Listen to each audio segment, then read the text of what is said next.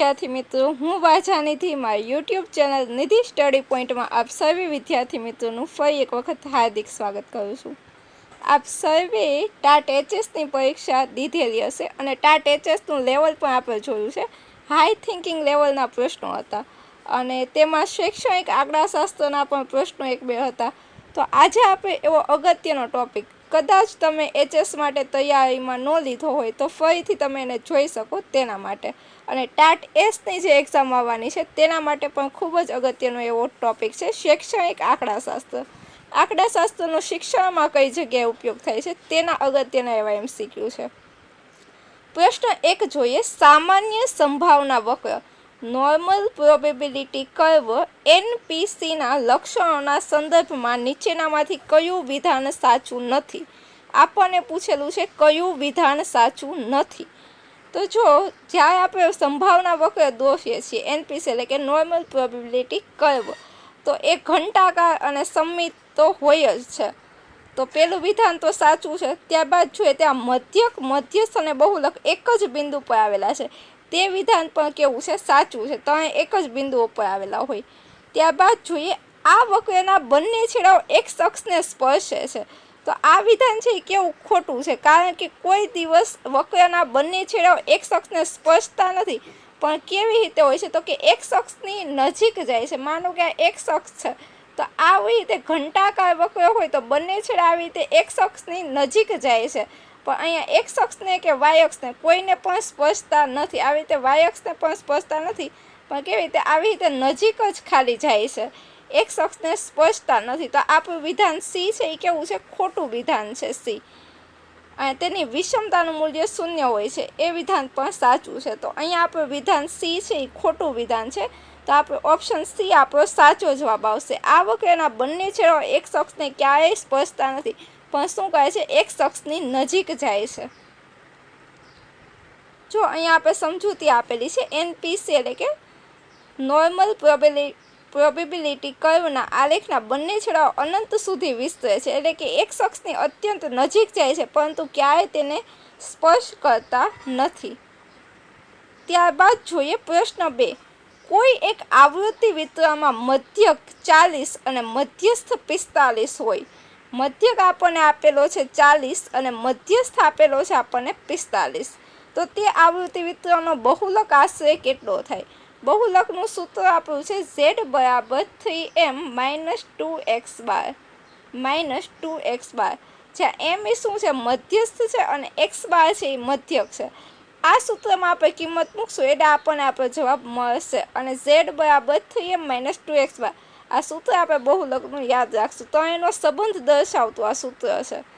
તો જોઈએ એ સૂત્રમાં આપણે કિંમત મૂકીએ, અને આ સૂત્ર આપણને કોણ આપેલું છે? તો કે કાર્લ પિયર્સ નામના ગણિતશાસ્ત્રી આ સૂત્ર આપણને આપેલું છે।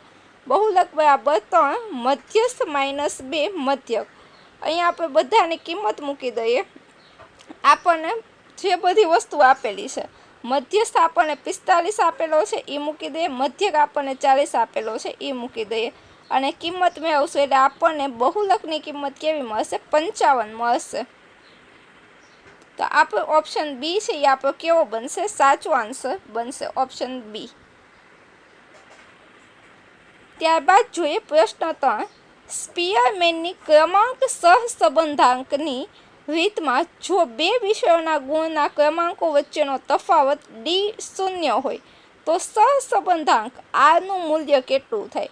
આપણને કીધું છે બે વિષયો છે એના ગુણના ક્રમાંકો વચ્ચેનો તફાવત ડી કેવો છે? 0 છે, તો સહસંબંધાંકનું મૂલ્ય કેટલું થાય? હંમેશા ડી જ્યારે 0 હોય, બંને વચ્ચેનો તફાવત 0 હોય, ત્યારે સહસંબંધાંક આરનું મૂલ્ય કેવું થાય છે? +1 થાય છે, એ પણ આપણે યાદ રાખશું। આરનું મૂલ્ય હંમેશા જ્યારે ડી હંમેશા 0 હોય ત્યાં આર બરાબર 1 થાય છે। જ્યારે સમજૂતી પણ જોઈ લઈએ, જ્યારે દરેક વિદ્યાર્થીઓ બંને વિષયમાં ક્રમ એક જ સરખો હોય ત્યારે તફાવત 0 આવે, અને આ સ્થિતિ કેવી કહેવાય? સંપૂર્ણ ધન સહસંબંધ દર્શાવે છે, જેનું મૂલ્ય થાય છે +1। ઋણ સહસંબંધ હશે તો -1 થશે। ત્યારબાદ જોઈએ પ્રશ્ન 4, જો કોઈ વિદ્યાર્થીના વિજ્ઞાન વિષયમાં z પ્રાપ્તાંક એટલે કે z સ્કોર છે એ +1.5 છે, તો તેનો ટી પ્રાપ્તાંક એટલે કે ટી સ્કોર કેટલો થાય. તો ટી અને ઝેડ સ્કોર વચ્ચેનું પણ એક સૂત્ર છે જે પણ આપણે યાદ રાખશું. ટી પ્રાપ્તાંક શોધવાનું પ્રમાણિત સૂત્ર કયું છે તો કે 50 + 10 ઝેડ. આ સૂત્ર આપણે ખાસ યાદ રાખશું, 50 + 10 ઝેડ.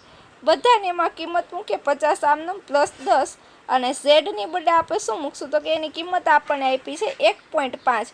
તો 1.5 આપણે ઝેડની બદલે મૂક્યું. 1.5 × 10 એટલે 15 અને 50 + 15 એટલે કે 65. તો ઓપ્શન એ છે એ આપણો કેવો બનશે? સાચો જવાબ બનશે. ત્યારબાદ જોઈએ પ્રશ્ન 5.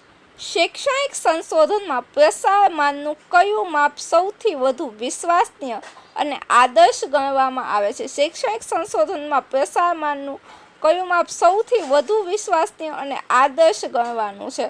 તો કે તેમાં આપણો સાચો જવાબ આવશે પ્રમાણિત વિચલન, સ્ટાન્ડર્ડ ડેવિએશન છે.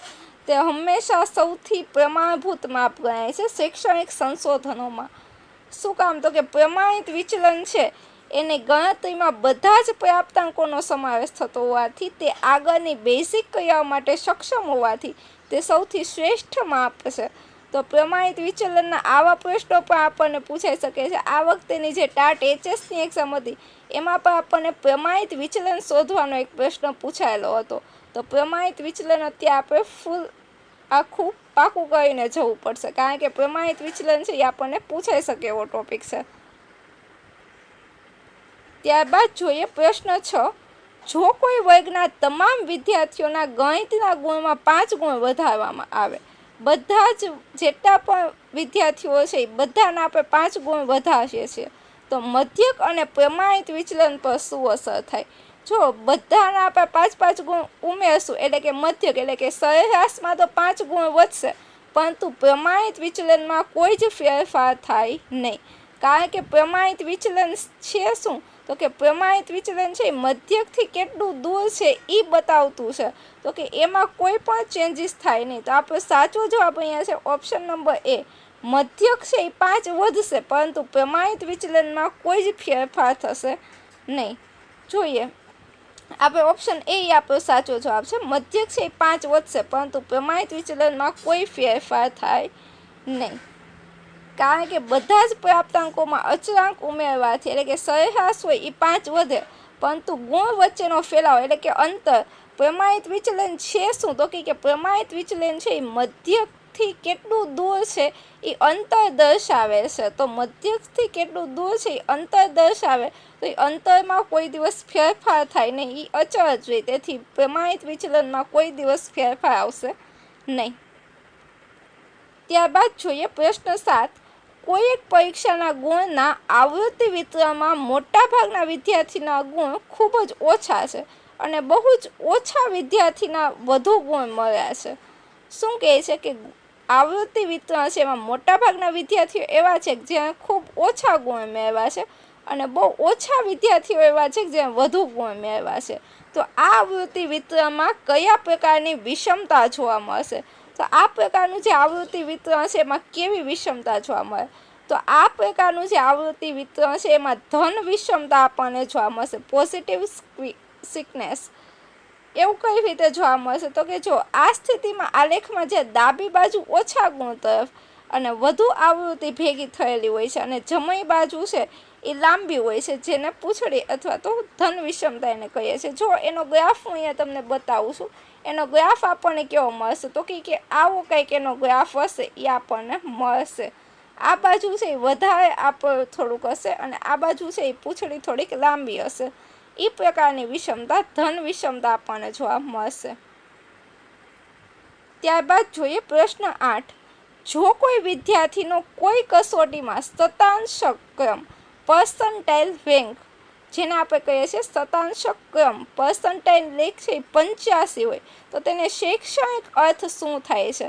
આપણે બધા જ્યારે ભણતા હોય ત્યારે ઘણી વખત પીઆરમાં અમુક સમય પહેલાં છે એ ટકાવારીમાં પ્રમાણ આપતા, પર્સન્ટેજમાં આપતા, અને થોડા સમય પછીના જે છે રેન્ક એ ક્યારે પીઆરમાં આપતા, પર્સન્ટ રેન્કમાં. તો આ પર્સન્ટ રેન્કનો અર્થ શું થાય છે? તો કે પર્સન્ટ રેન્કનો અર્થ શું થાય છે એ આપણે જોઈએ. કસોટી આપનાર કુલ વિદ્યાર્થીઓમાંથી 85% વિદ્યાર્થીઓ આ વિદ્યાર્થી કરતાં પાછળ છે. એનો અર્થ શું થાય છે 85 PR તો કે કસોટી આપનાર કુલ વિદ્યાર્થીઓ છે એમાંના 85% વિદ્યાર્થીઓ છે એ આ વિદ્યાર્થી કરતાં કેવા છે પાછળ છે, એટલે કે એના કરતાં ઓછા ગુણ ધરાવે છે, આવું મિનિંગ થાય છે. તો આ વસ્તુ પર આપણે ખાસ યાદ રાખીએ. આવા પ્રશ્નો છે એ આપણને પૂછાવાની ઘણી સંભાવના હોય છે. જો ઓપ્શન નંબર બી છે એ આપણો સાચો જવાબ છે કે કસોટી આપનાર કુલ વિદ્યાર્થીઓમાંથી 85% વિદ્યાર્થીઓ છે એ કેવા છે તો કે આ વિદ્યાર્થી કરતાં પાછળ છે, એવો એનો મિનિંગ થાય છે. શતાંશક ક્રમ એ વિદ્યાર્થીઓનું સાપેક્ષ સ્થાન દર્શાવે છે, ગુણની ટકાવારી નહીં. એટલે કે PR છે અને પર્સન્ટેજ છે, બંનેમાં શું છે ફરક છે. 85મો ક્રમ એટલે 85% સમૂહ તેનાથી કેવો છે નીચે છે એવું દર્શાવે છે. ત્યારબાદ જોઈએ પ્રશ્ન 9. આપેલી માહિતીમાં જ્યારે છેવાડાના પ્રાપ્તાંકો અસાધારણ રીતે ખૂબ જ મોટા કે નાના હોય તે કેન્દ્રીય વલણના કયા માપનો ઉપયોગ કરવો સૌથી વધુ છે. જો જ્યારે આપણને એમ કે છેવાડાના માપ એટલે કે છેલ્લેના જે આંકડા છે એ પ્રાપ્તાંકો છે એ કેવા હોય અસાધારણ રીતે ખૂબ જ નાના અથવા તો મોટા હોય, ત્યારે કયું માપ છે એનો ઉપયોગ કરવો સૌથી વધુ છે તો ત્યારે તમે યાદ રાખો કે મધ્યસ્થ છે એ ખૂબ જ ઉપયોગી બનશે. શું કામ? કારણ કે આપણને ખબર છે કે મધ્યસ્થ એટલે શું તો કે બધા જ પ્રાપ્તાંકોનું સૌથી વચ્ચે આવતું જે પ્રાપ્તાંક છે એને આપણે મધ્યસ્થ કહે છે. આખી જે આપણને આવૃત્તિ આપેલી છે અથવા તો બધા અવલોકનો આપેલા છે એમાંથી જે મધ્યમાં આવતું એને આપણે મધ્યસ્થ કહીએ છીએ. તો પાછળના જે છેવાડાના પ્રાપ્તાંકો છે એ ઊંચા હોય કે નીચા હોય એનાથી મધ્યસ્થમાં કોઈ ફરક પડશે નહીં. તેથી આવું જે આપેલું હોય તે મધ્યસ્થ છે એ કેવું બનશે સૌથી અગત્યનું બનશે.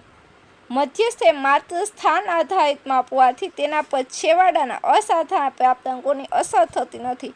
જે મધ્યક છે એ આપણને ગેરમાર્ગે દોડે છે. તેથી આવા કિસ્સા મધ્યસ્થ છે એ સૌથી વિશ્વાસપાત્ર માપ ગણાશે. ત્યારબાદ જોઈએ પ્રશ્ન 10. કોઈ એક શૈક્ષણિક માહિતીના જૂથનું વિચરણ એટલે કે વેરિયન્સ કેવું છે 144 છે, તો તે માહિતીનું પ્રમાણિત વિચલન સ્ટાન્ડર્ડ ડેવિએશન કેટલું હશે? આપણને વિચલન આપ્યું છે 144 અને આપણે જોતું છે સ્ટાન્ડર્ડ ડેવિએશન એટલે કે પ્રમાણિત વિચલન. તો પ્રમાણિત વિચલન છે શું? પ્રમાણિત વિચલન આપણે કઈ રીતે શોધવું તો કે પ્રમાણિત વિચલન છે એ શું છે તો કે વિચલનનું ધન વર્ગમૂળ છે. વિચલનનું ધન વર્ગમૂળ એટલે કે પ્રમાણિત વિચલન. તો આપણી પાસે જે આપેલું છે વિચલન એ કેટલું છે 144 છે. એનું આપણે વર્ગમૂળ કાઢશું એટલે શું આવશે તો કે 12 આવશે. તો અહીંયા આપણો સાચો જવાબ છે ઓપ્શન નંબર બી 12. આજના પ્રશ્નો અહીં સુધી રાખીએ. આજના પ્રશ્નો તમને કેવા લાગ્યા તે કમેન્ટમાં જરૂરથી જણાવજો. જો તમારે આવા જ અગત્યના નવા પ્રશ્નો જોઈતા હોય તો ખાસ નીચે કમેન્ટ કરજો. અને આગળના જે ટોપિક છે વૃદ્ધિ અને વિકાસ છે, બચાવ પ્રયુક્તિ છે, RTE છે, NEP છે, એવા બધા જ ટોપિકના વિડીયો મેં આગળ બનાવેલા છે. જો તમે તે ન જોયા હોય તો એક વખત તમે પ્લેલિસ્ટમાં જઈ અને જોઈ શકો છો. ફરી મળીશું આવતા લેક્ચરમાં. ત્યાં સુધી થેન્ક યુ સો મચ.